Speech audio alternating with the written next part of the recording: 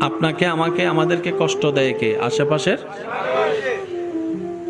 ভাঙতে চাচ্ছে মানুষ। এই মানুষের ভিতর আত্মীয় হতে পারে, বাইরেরও হতে পারে, পরিচিত হতে পারে, অপরিচিত। আমাদেরকে ভাঙতে চাচ্ছে কে? মানুষ। কষ্ট দিচ্ছে কে? মানুষ। কাঁদাচ্ছে কে?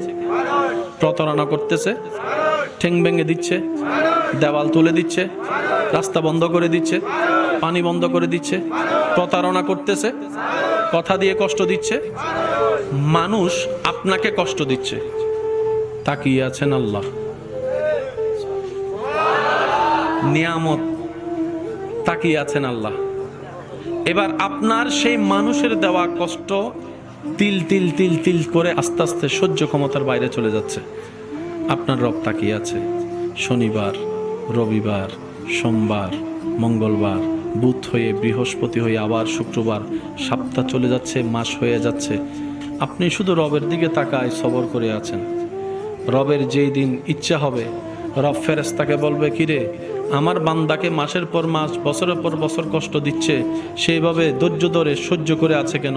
ফেরেশতা বলবে, আল্লাহ তোমার হুকুমের অপেক্ষায় বসে আছে, তোমার হুকুমের অপেক্ষায় বসে আছে। সে তোমাকে সন্তুষ্টি করার জন্য মুখ থাকার পরও গালির পরিবর্তে গালি দিচ্ছে না। আল্লাহ সে তোমাকে রাজি করার জন্য মারের পরিবর্তে মার দিচ্ছে না। সে দুনিয়ার মানুষ সৃষ্টি তাকে কষ্ট দিচ্ছে, সে তোমার সৃষ্টিকে ভালোবাসা দিয়ে যাচ্ছে, মায়া দিয়ে যাচ্ছে, সেবা দিয়ে যাচ্ছে।